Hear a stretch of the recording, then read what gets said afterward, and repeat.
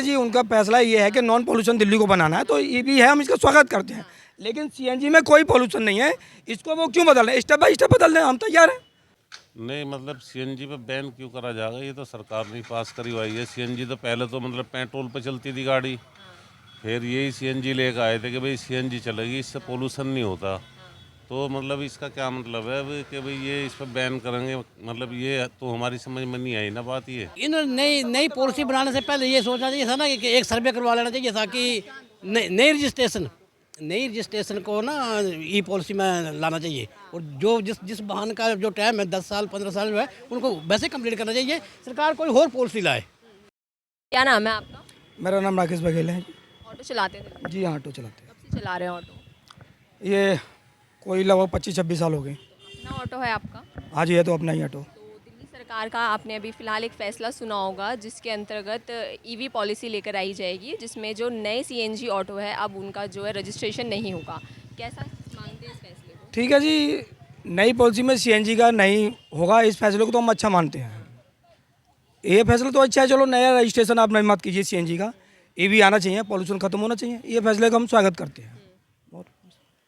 और आगे की फिर बुरा क्या लगा आपको इसमें? बुरा ये लगा है कि मैंने ये सुना है कि वो ये 10 साल पुराने ये सभी ऑटो ख़त्म कर रहे हैं।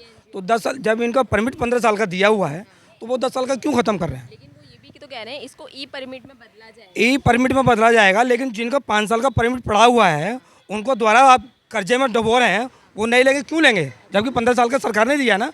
सुप्रीम कोर्ट ने कहा है कि ये भी 2002 में 2000 के आसपास सुप्रीम कोर्ट ने खुद कहा था कि ये सीएनजी के वाहन जो है नॉन पोल्यूशन है, नो पोल्यूशन है।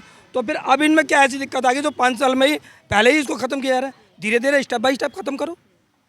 देखिए जी, दिल्ली में काम धाम है जो है सो है। बड़ी मुश्किल से ड्राइवर जो है बड़ी मुश्किल से गाड़ी अपनी जो है फ्री कर पाता है दलालों से, फाइनेंसरों से। और जब वो फ्री कर पाता है, जब कमाने के दिन रह जाते हैं 5-7 साल या जो भी रह जाता है, वो उसमें कमाएगा कि फिर से उसको गाड़ी लेकर के 4 लाख का फिर कर्जदार होगा। 4 लाख का अगर वो लेगा गाड़ी को, तो 6-7 लाख की उसकी गाड़ी पड़ेगी।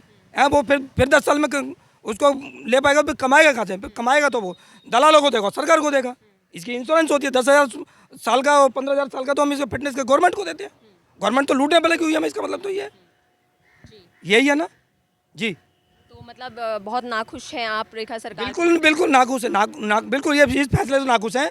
स्टेप बाय स्टेप जैसे गाड़ियाँ जिसकी खत्म होती है, जैसे 12 साल हो गई उसकी 3 साल और चलने दी जाए, जिसकी 14 साल हो गई उसकी 1 साल और चलने दी जाए। जब उसकी गाड़ी खत्म हो रही है, परमिट खत्म हो रहा है 15 साल का, उसको दे जाए। स्टेप बाय स्टेप गाड़ियाँ आपकी ईवी में बदल जाएंगी। सीएनजी ऑटो क्या प्रदूषण फैलाती है क्या? कहाँ फैलाती हैं? सुप्रीम कोर्ट को जाके बोलो ना कि ये फैलाती हैं। सुप्रीम कोर्ट फटकारेगा सरकार को। सुप्रीम कोर्ट तो सरकार को फटका, क्योंकि सुप्रीम कोर्ट ने इन गाड़ियों पे तब्दील किया था उस समय में, जो पेट्रोल डीजल की गाड़ियाँ थी। तो फिर उन्होंने ऐसा ये फैसला क्यों किया कि अब डायरेक्टली इलेक्ट्रिक ऑटो रिक्शा लाने की उन्होंने? देखिए जी, उनका फैसला ये है कि नॉन पोल्यूशन दिल्ली को बनाना है, तो ये भी है, हम इसका स्वागत करते हैं। लेकिन सीएनजी में कोई पोल्यूशन नहीं है, इसको वो क्यों बदल रहे हैं? स्टेप बाय स्टेप बदल रहे हैं, हम तैयार हैं।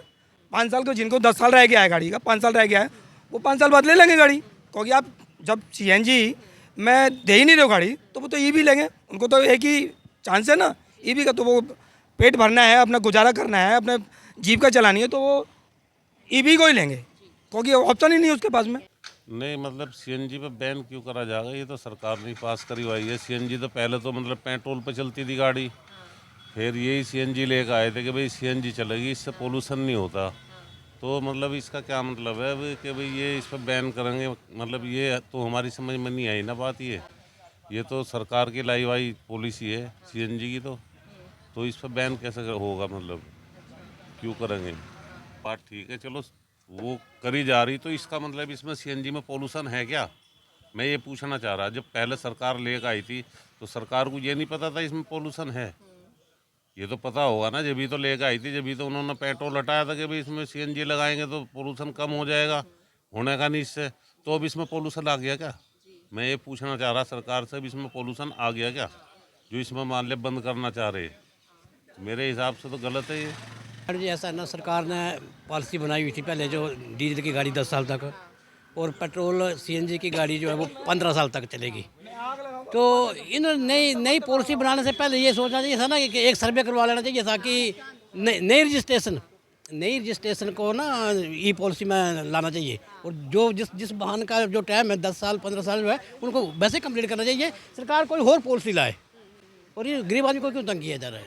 ये परेशान करने वाला परेशान करने वाली बात है और कुछ नहीं है। हाँ, अब देखो हर जगह देखो ई रिक्शा लगा रखा है इन्होंने, पहले वैसे काम नहीं है, ऊपर से ओला उबर का, हम तो टैक्सी वाले और ऑटो वाले बीच में पिस गए हैं, अरे बहुत परेशान हो रखे हैं। जैसा आपने देखा कि जो ऑटो ड्राइवर्स हैं उनका बहुत ज़्यादा रोष नज़र आ रहे हैं। उनका यही कहना है कि एक तरफ तो ई रिक्शा जो लेकर आने की बात कर रहे हैं, वो ई ऑटो रिक्शा, वो एक तरीके से सही है, लेकिन जब पुराने सीएनजी ऑटो को बैन कराने की बात करें, वो वहाँ पर नाखुश भी नज़र आ रहे हैं, जो रेखा सरकार के ये फैसले का पूरी तरह से विरोध कर रहे हैं। और इस तरह की और तमाम जानकारी के लिए आप बने रहिए द फ्रीडम न्यूज़ के साथ।